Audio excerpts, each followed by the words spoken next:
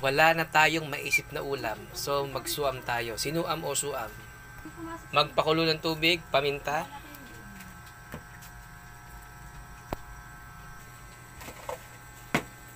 Asin. Konting, yan. Naglagay tayo ng 4 na itlog, buo.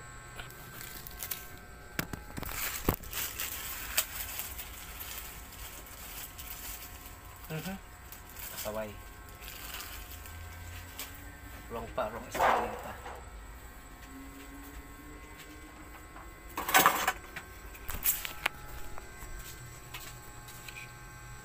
Dalawang piraso yan na hayaan kumulo hanggang maluto itlog. Tapos bulbul natin ng talbos ng sili. Yun na. Tapos na. Add talbos. Ayan.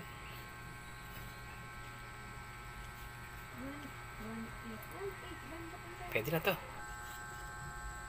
Ayan na guys. Buo itlog ng pwede na yan. Ayan. Yan siya.